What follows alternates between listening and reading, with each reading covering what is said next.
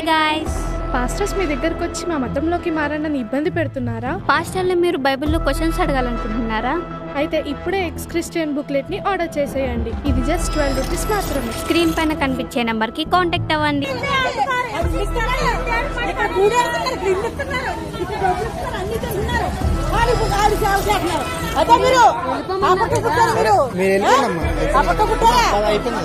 ప్రవీణ్ అన్న పాస్టర్ల మీద చేస్తున్న కౌంటర్ వీడియోలు, ప్రవీణ్ అన్న చేస్తున్న పాస్టర్ల పైన స్ట్రింగ్ ఆపరేషన్లు మిస్ అవ్వకుండా ఉండాలంటే ఎక్స్ క్రిస్టియన్ ఛానల్ ని సబ్స్క్రైబ్ చేసుకోండి.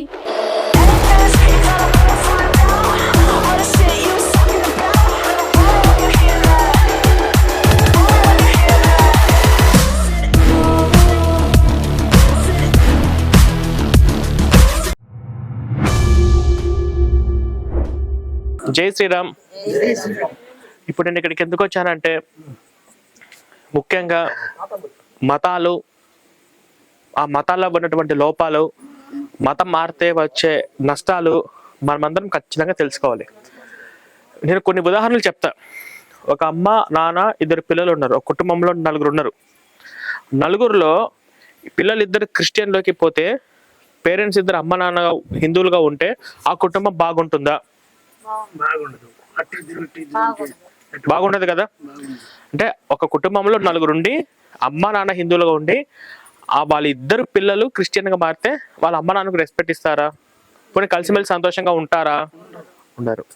అదే కుటుంబంలో 4 హిందువులుగా ఉంటే వాళ్ళకి ఏ ప్రాబ్లమ్స్ మ్యాక్సిమం రావు. అంటే మన భారతదేశం మొత్తం కూడా ఒక కుటుంబం అనుకుంటే, మన భారతదేశంలో ఉన్న వాళ్ళు మనమందరం కూడా ఒక అన్నదమ్ములు అనుకుంటే, వాళ్ళు కూడా మతం మారితే ప్రాబ్లమ్స్ వస్తున్నాయి. అంటే ఏ విధంగా ప్రాబ్లమ్స్ వస్తాయంటే, కుటుంబ బంధుత్వాలకు విలువ ఇచ్చేది ఏంటంటే అది హిందూ ధర్మమే కదా. హిందూ ధర్మమే మన కుటుంబ బంధుత్వానికి విలువలు ఇస్తుంది. క్రిస్టియన్స్ కు పోయిన తర్వాత వాళ్ళు కుటుంబ బంధుత్వాలను వదిలిపెట్టైనా సరే వాళ్ళు వాళ్ళ యేసు కోసం భజన చేస్తారు, వాళ్ళ పాస్టర్ కోసం వాళ్ళు ఏమైనా చేస్తారు, వాళ్ళ మతాలు అందరినీ మతం మార్చడం కోసం వాళ్ళు ఎంత నీచానికైనా దిగజారుతారు. వాళ్ళను అలా తయారు చేయడానికి అలా కారణం ఏంటంటే వాళ్ళకు పాస్టర్ అలా వాళ్ళు ప్రేరేపిస్తాడు. ఆ పాస్టర్ బైబిల్. వీళ్ళకు మీరు చూడండి, ఏ గ్రామాలలోకి వెళ్ళినా కూడా చాలా చోట చర్చిలు ఉంటాయి కదా.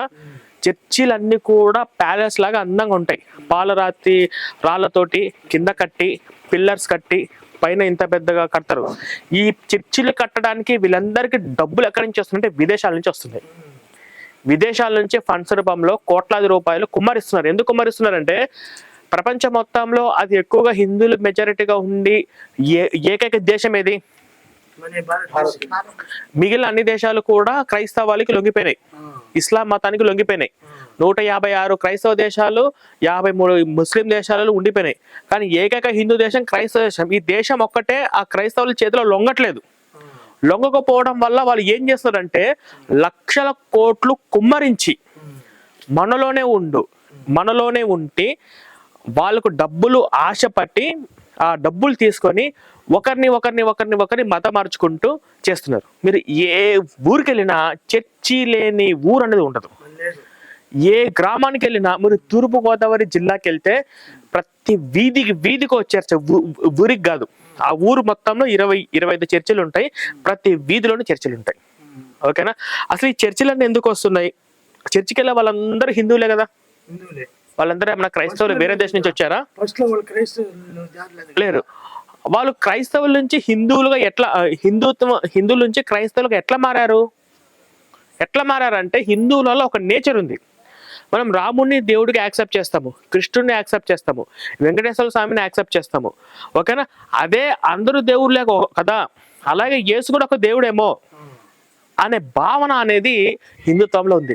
ఈ భావననే ఈ యేసు దగ్గరికి వెళ్ళిన తర్వాత అక్కడ పాస్టర్లు బాగా బ్రెయిన్ వాష్ చేసి, అమ్మ యేసు ఒక్కడే దేవుడు, యేసు తప్ప వేరొక దేవుడు లేడు, ఈ పూజించే దేవుళ్ళందరూ కూడా రాళ్ళు రప్పలు విగ్రహాలు, వాటి పూజిస్తే మీరు నరకానికి వెళ్తారు అనే భావన చర్చికి వెళ్ళిన తర్వాత పాస్టరు వాళ్ళు పట్టుకున్న బైబిల్ వాళ్ళకి అలా నేర్పిస్తుంది. కాబట్టి వాళ్ళు మళ్ళీ అటు వెళ్ళిన తర్వాత పూర్తిగా హిందుత్వానికి నెమ్మదిగా దూరం అవుతున్నారు. చర్చికి వెళ్ళేటోళ్ళని మీరు ఎప్పుడైనా చూసారా? వాళ్ళకి ఏమైనా బొట్టు ఉంటుందా?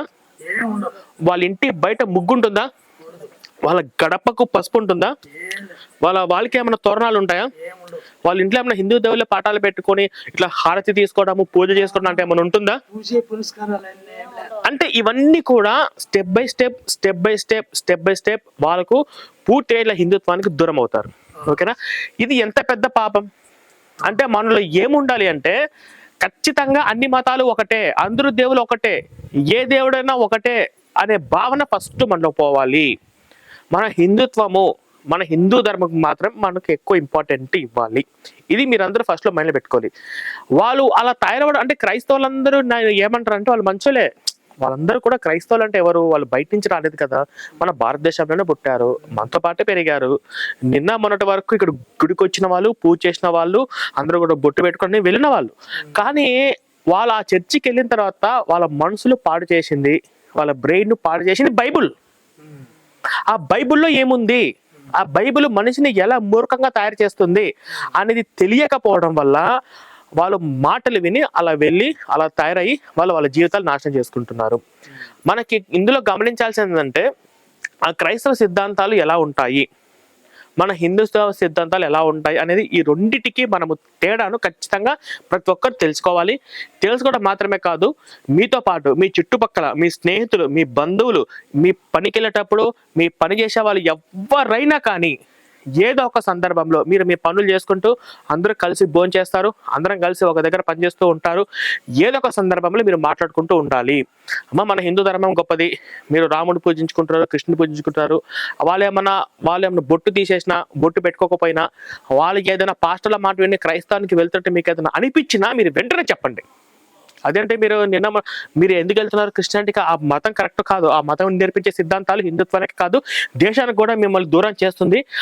ఆ మతంలోకి వెళ్ళిన తర్వాత మీ కుటుంబ బంధుత్వాలన్నీ కూడా చెల్లాచెదురు అయిపోతాయి. అసలు ఆ మతాలు వద్దని చెప్పేసి ఖచ్చితంగా మీరందరూ కూడా కట్టర్ హిందువులుగా మారి మీతో చుట్టుపక్కల వాళ్ళందరూ కూడా కట్టర్ హిందువులుగా మార్చాల్సిన బాధ్యత మీ అందరి మీద ఉంది. అది ఫస్ట్ మీరు చేసుకోండి.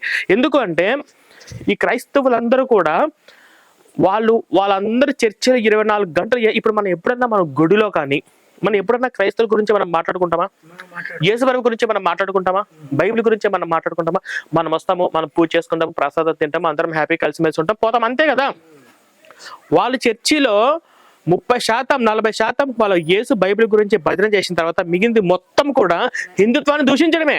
వాళ్ళు విగ్రహాలను పూజిస్తున్నారు, వాళ్ళు నరకానికి వెళ్తారు, వాళ్ళకు విగ్రహాలు అర్పించిన పలహారాలు మన ప్రసాదాలు మనం ముట్టుకోకూడదు, వాళ్ళ రాముడు వ్యభిచారంలో పుట్టాడు, కృష్ణుడు ఇన్ని పెళ్లిళ్ళు అయినాయి, రాముడు వాళ్ళ భరను అడవులు వదిలేశారు, శివుడు ఇట్లా చేసిండు అట్లా చేసింది, ఇలా మొత్తం హిందుత్వం మీద విపరీతమైనటువంటి ద్వేషాన్ని నింపిస్తూనే ఉంటారు.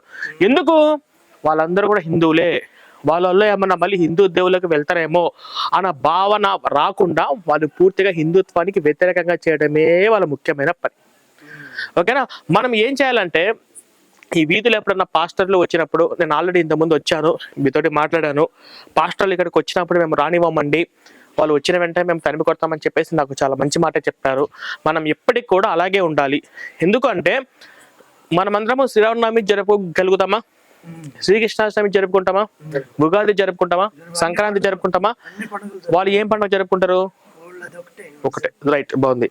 ఇప్పుడు ఈ వీధి మొత్తంలో, ఈ విలేజ్ మొత్తంలో హిందువులు తగ్గిపోయారనుకోండి, ఆ క్రైస్తవుల మెజారిటీ పెరిగింది అనుకోండి, అప్పుడు మీరేమైనా వినాయక చవితి సంతోషంగా జరుపుకోగలుగుతారా?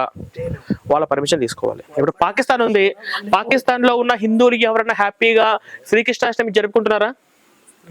బంగ్లాదేశ్ లో హిందువులకి ఎవరైనా శ్రీరామనవమి జరుపుకుంటున్నారా? కానీ మన పండుగలో అందరం సంతోషంగా హ్యాపీగా జరుపుకుంటున్నామంటే దానికి కారణం ఏంటంటే మన భారతదేశంలో హిందువుల మెజారిటీ ఎక్కువ ఉంది కాబట్టి. క్రైస్తవ మెజారిటీగా ఉన్నటువంటి వాళ్ళ దగ్గర వాళ్ళు గుడిలో మైక్ సౌండ్ పెట్టినా కూడా పెద్ద పెద్ద గొడవలు చేస్తున్నారు ఈ క్రైస్తవులు. అది మీరు ఫస్ట్ మైండ్ లో పెట్టుకోండి. అందరికి జై శ్రీరామ్, జై శ్రీరామ్, జై శ్రీరామ్. స్వామి గారు కొన్ని మంచి మాటలు చెప్తారు, అట్లాగే శివాని గారు కూడా వచ్చి కొంచెం మంచి ప్రతిష్ఠ చేయాలి. చూస్తాం, దీని కొలతలు కూడా ఉన్నాయి, అవన్నీ కొలతలు వేసుకొని అది కానీ సెట్ రైట్ ఏంటనే దీన్ని తీసుకుందాం. వినిపిస్తుందా? అమ్మ ఈ స్కూల్కి వెళ్ళిందంట, ఎవరు మీ అమ్మాయా? మా అమ్మాయి ఓకే. తెలిసిన అమ్మాయి ఆ, హాస్టల్కి వెళ్ళిన తర్వాత వాళ్ళు నైట్ బైబిల్ పెట్టుకొని ఉండేదంట. ఓకే. అంటే వాళ్ళు నలుగురు ఉన్నారంట. ఆ, ఆ బైబిల్ పెట్టుకుంటే ఏదో కలాపన వస్తా ఉండేదంట. ఆ, మా ప్రభు నాకు గొప్ప అని చెప్తా ఉన్నదంట. ఆ, అప్పుడు నాకు దేవుడు గొప్ప అని ఈ అమ్మాయి దేవుడు ఫోటో పెట్టుకున్నానంట. ఆ, అప్పుడు నీకు ఈ రోజు దేవుడు పెట్టుకున్నావు కదా, ఆ, నీ కలాపులు వచ్చిందంటే ఇది బైబిల్ పెట్టుకో, నీ కలాపులు రాదన్నదంట. ఆ, ఆ రోజు ఈ దేవుడు బొమ్మను తీసేసి బైబిల్ పెట్టుకున్నాడంట. ఆ, అప్పుడు కలాపులు రాలేదంట. ఆ, అప్పుడు ఇంకెందుకైనా అమ్మాయి దాంట్లో దిగిపోయిందంట. అసలు ఓకే. ఎవరు అమ్మాయి ఎక్కడ? ఇక్కడ కాదు. అంటే ఏ మాత్రం వీక్ గా ఉన్నా కొంచెం ఇప్పుడు ఏదో రాత్రిపూట కళ్ళలు ఏదో వస్తున్నాయని చెప్పేసి మతం మారింది. అంటే ఎంత సిల్లి తెలుసా, ఎంత సిల్లిగా. ఇంకొంతమంది మోకాళ్ళ నొప్పులకు, నడుము నొప్పులకు, కాళ్ళు నొప్పులకు వీటికి కూడా మతం మారిన వాళ్ళు ఉంటారు. ఇప్పుడు తప్పేందంటే ఇప్పుడు ఆ అమ్మాయి వాళ్ళ అమ్మ నాన్న ఉన్నారు కదా, వాళ్ళ అమ్మ నాన్న చిన్నప్పటి నుంచే అన్ని మతాలు ఒకటి కావమ్మ, మన హిందుత్వం వదిలిపెట్టకూడదని చెప్పి ప్రతి ఆదివారం గుడికి తీసుకెళ్లి, ప్రతి పండగకు గుడి దగ్గరికి తీసుకెళ్లి దేవుడికి దండం పెట్టించి కొంచెం ధైర్యం అవన్నీ చెప్తూ ఉంటే ఆ పాప ఆ విషయానికి మతం మారేదా? ఎందుకంటే పిల్లలు తల్లిదండ్రులు ఎలా పెంచుతున్నా అన్ని ఒకటి, అందరు దేవుళ్ళు ఒకటి, ఏ దేవుడు అయితే నేమని చెప్పేసి ఆ భావన, లేకపోతే ఈ క్రైస్తవులో ఉన్నటువంటి ఈ లోపాలు విషయాలు తెలుసుకోక పెంచడం, వీటి వల్లనే మారుతున్నారు. ఇప్పుడు మొత్తం ఎక్కడ ఏ స్కూల్ పిల్లలైనా, హాస్టల్ అయినా క్రిస్టియన్స్ ఉంటే పక్కన ఎవరిని ఎప్పుడు మతం మారుద్దామా, ఎవరిని ఎప్పుడు కొరుకుదామా అంటే ఈ ఇంజక్షన్ పిల్లలకి నుంచే ఉంటుందన్నమాట. ఇప్పుడు ఆవిడకి జరిగింది కదా, ఇప్పుడు ఆవిడ బయటకు వస్తుందా? అంత ఈజీగా బయటికి రాదు. అమ్మ మొత్తం సర్వస్వం కోల్పోయిన తర్వాత ఒకనొక సమయంలో అప్పుడు నేను ఇట్లా చేశాను, ఈ మతం మారాను, చర్చికి వెళ్ళిన తర్వాత నాకు ఇంత దారుణంగా జరిగింది, చర్చికి వెళ్ళాక నాకు వీళ్ళ మాటలు నమ్మడం వల్ల ఇప్పుడు నా జీవితం నాశనం అయిపోయిందని చెప్పి చేతిలో కాలేక ఆకులు పెట్టుకుంటుంది అనమాట. అది ఇప్పుడు మనము తెలుసుకోవాల్సింది ఏంటంటే, మనం ముందే మీ పిల్లలందరికీ కూడా ఒక కంట కనిపెట్టుకుంటా ఉండండి. వాళ్ళు ఎక్కడికి వెళ్తున్నారు, చర్చికి వెళ్తున్నారా, మనం వెంటనే అలర్ట్ అవ్వాలి. మనం చర్చికి వెళ్ళకూడదు, మన హిందూ ధర్మాన్ని వదిలిపెట్టి మన వేరే ఏ మతానికి వెళ్ళకూడదు అని చెప్పేసి మన హిందూ ధర్మం యొక్క విలువలు, మన దేవుళ్ళ యొక్క గొప్పతనము ప్రతిసారి చెప్తూనే ఉండాలి, సమయం సందర్భం దొరికినప్పుడు ప్రతిసారి. అదేనండి. సరే, జై శ్రీరామ్. జై శ్రీరామ్. మీరందరూ సహకరించి నాకెందుకు ఇంట్రెస్ట్ అని చెప్పడానికి బాగానే